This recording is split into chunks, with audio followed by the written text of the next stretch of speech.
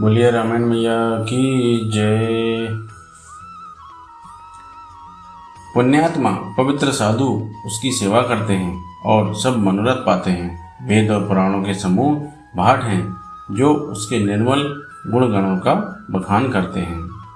पापों के समूह रूपी हाथी के मारने के लिए सिंह रूप प्रयागराज का प्रभाव महत्व महात्म्य कौन कह सकता है। ऐसे स्वावने तीर्थराज का दर्शन कर सुख के समुद्र रघुकुल श्रेष्ठ श्री राम जी ने भी सुख पाया। उन्होंने अपने श्रीमुख से सीता जी, लक्ष्मण जी और सखा गुह को तीर्थराज की महिमा कहकर सुनाई। तदनंतर प्रणाम करके वन और बगीचों को देखते हुए और बड़े प्रेम से महात्म्य कहते हुए इस प्रकार श्री राम ने आकर त्रिवेणी का दर्शन किया, जो स्मरण करने से ही सब सुंदर मंगलों को देने वाली है। फिर आनंद पूर्वक त्रिवेणी में स्नान करके शिव जी की सेवा पूजा की और विधि पूर्वक तीर्थ देवताओं का पूजन किया। स्नान पूजन आदि सब करके तब प्रभु श्री राम जी भारद्वाज जी के पास आए।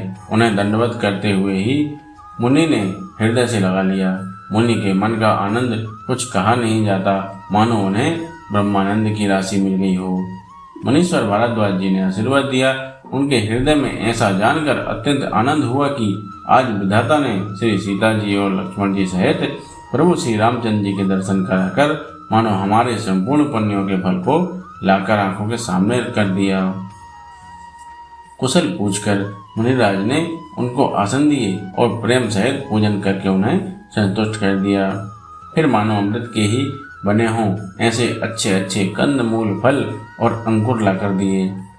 सीता जी, लक्ष्मण जी और सेवक गुह सहित श्री रामचंद्र जी ने उन सुंदर मूल फलों को बड़ी रुचि के साथ खाया।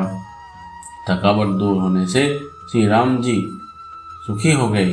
तब भारद्वाज जी ने उनसे कोमल वचन कहे, हे राम, आपका दर्शन करते ही आज मेरा तप, तीर्थ सेवन और त्याग सफल हो गया। आज मेरा जप, योग और वैराग्य सफल हो गया और आज मेरे संपूर्ण शुभ साधनों का समुदाय भी सफल हो गया। लाभ की सीमा और सुख की सीमा प्रभु के दर्शन को छोड़कर दूसरी कुछ भी नहीं है। आपके दर्शन से मेरी सब आशाएं पूर्ण हो गईं। अब कृपा करके यह वरदान दीजिए कि आपके चरण कमलों में मेरा स्वाभाविक प्रेम हो। जब तक कर्म, वचन और मन से छल छोड़कर मनुष्य आपका दास नहीं हो जाता, तब तक करोड़ों उपाय करने से भी स्वप्न में भी वह सुख नहीं पाता। मुनि के वचन सुनकर उनकी भाव भक्ति के कारण आनंद से तृप्त हुए भगवान श्री रामचंद्र जी लीला की दृष्टि से सकुचा गए। तब अपने ऐश्वर्य को छिपाते हुए श्री रामचंद्र जी ने भरद्वाज मुनि का सुंदर सुयस करोड़ों अनेकों प्रकार से कहकर सबको सुनाया। उन्होंने कहा, हे मुनीश्वर, जिसको आप आदर दें वही बड़ा है और वही सब गुण समूहों का घर है। इस प्रकार श्री राम जी और मुनि भारद्वाज जी दोनों परस्पर विनम्र हो रहे हैं और अनिर्वचनीय सुख का अनुभव कर रहे हैं। यह श्री राम, लक्ष्मण और सीता जी के आने की खबर पाकर प्रयाग निवासी ब्रह्मचारी, तपस्वी, मुनि, सिद्ध और उदासी सब श्री दशरथ जी के सुंदर पुत्रों को देखने के लिए भारद्वाज जी के आश्रम पर आए। श्री रामचंद्र जी ने सब किसी को प्रणाम किया। नेत्रों का लाभ पाकर सब आनंदित हो गए और परम सुख पाकर आशीर्वाद देने लगे। श्री राम जी के सौंदर्य की सराहना करते हुए वे लौट गए। श्री राम जी ने रात को वहीं विश्राम किया और प्रातःकाल प्रयागराज का स्नान करके और प्रसन्नता के साथ मुनि को सिर नवाकर श्री सीता जी, लक्ष्मण जी और सेवक गुह के साथ वे चले। चलते समय बड़े प्रेम से श्री राम जी ने मुनि से कहा, हे नाथ, बताइए हम किस मार्ग से जाएं। मुनि मन में हंसकर श्री राम जी से कहते हैं कि आपके लिए सभी मार्ग सुगम हैं। फिर उनके साथ के लिए मुनि ने शिष्यों को बुलाया। साथ जाने की बात सुनते ही चित्त में हर्षित हो कोई 50 शिष्य आ गए। सभी का श्री राम जी पर अपार प्रेम है। सभी कहते हैं कि मार्ग हमारा देखा हुआ है। तब मुनि ने चुनकर 4 ब्रह्मचारियों को साथ कर दिया, जिन्होंने बहुत जन्मों तक सब सुकृत पुण्य किए थे। श्री रघुनाथ जी प्रणाम कर और ऋषि की आज्ञा पाकर हृदय में बड़े ही आनंदित होकर चले।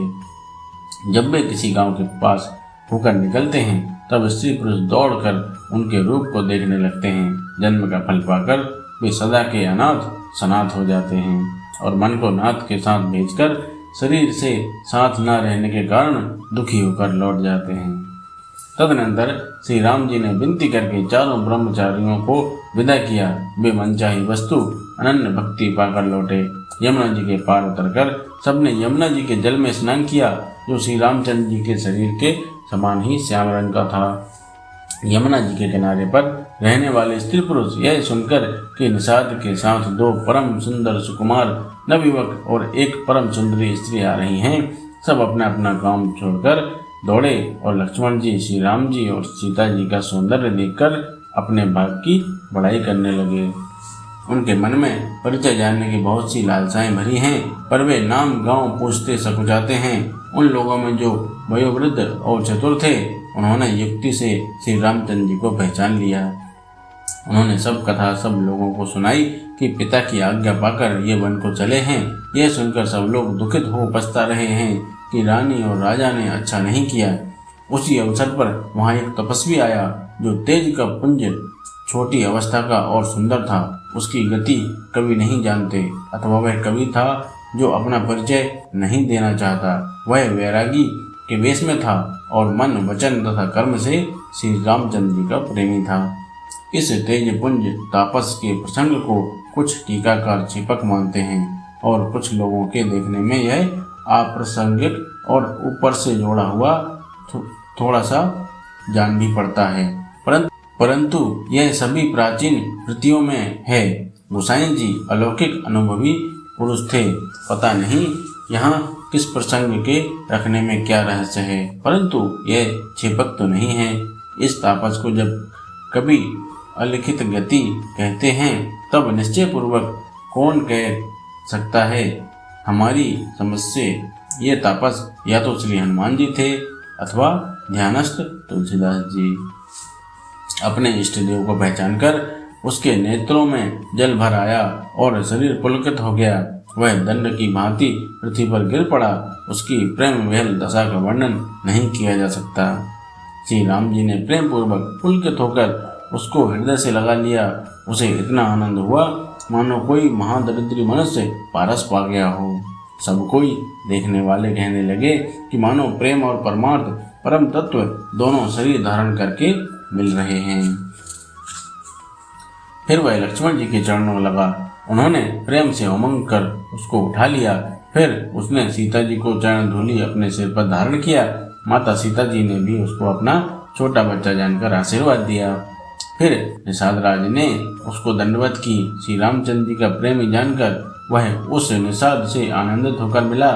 वह तपस्वी अपने नेत्र रूपी दोनों से श्री राम जी के सौंदर्य सुधा का पान करने लगा और ऐसा आनंदित हुआ जैसे कोई भूखा आदमी सुंदर भोजन पाकर आनंदित होता है। इधर गांव की स्त्रियां कह रही हैं, हे सखी, कहो तो वे माता पिता कैसे हैं जिन्होंने ऐसे सुंदर सुकुमार बालकों को वन में भेज दिया है। श्री राम जी, लक्ष्मण जी और सीता जी के रूप को देखकर सब स्त्री पुरुष स्नेह से व्याकुल हो जाते हैं। तब श्री रामचंद्र जी ने सखा गुह को अनेकों तरह से घर लौट जाने के लिए समझाया। श्री रामचंद्र जी की आज्ञा को सिर चढ़ाकर उसने अपने घर को गमन किया। फिर सीता जी, श्री राम जी और लक्ष्मण जी ने हाथ जोड़कर यमुना जी को पुनः प्रणाम किया और सुकन्या यमुना जी की बड़ाई करते हुए सीता सहित दोनों भाई प्रसन्नता पूर्वक आगे चले। रास्ते में जाते हुए उन्हें अनेकों यात्री मिलते हैं। वे दोनों भाइयों को देखकर उनसे प्रेम पूर्वक कहते हैं कि तुम्हारे सब अंगों में राज चिन्ह देखकर हमारे हृदय में बड़ा सोच होता है। ऐसे राज चिन्हों के होते हुए भी तुम लोग रास्ते में पैदल ही चल रहे हो। इससे हमारी समझ में आता है कि ज्योतिष शास्त्र झूठा ही है। भारी जंगल और बड़े बड़े पहाड़ों का दुर्गम रास्ता है, जिस पर तुम्हारे साथ सुकुमारी स्त्री है। हाथी और सिंहों से भरा यह भयानक वन देखा तक नहीं जाता। यदि राजा हो तो हम साथ चलें। आप जहाँ तक जाएंगे वहाँ तक पहुँचाकर फिर आपको प्रणाम करके हम लौट आवेंगे। इस प्रकार वे यात्री प्रेम बस पुलकित शरीर हो और नेत्रों में प्रेम आंसुओं का जल भरकर पूछते हैं, किंतु कृपा के समुद्र श्री रामचंद्र जी कोमल विनयुक्त वचन कहकर उन्हें लौटा देते हैं। बोलिए सियावर रामचंद्र की जय। बोलिए रामायण मैया की जय।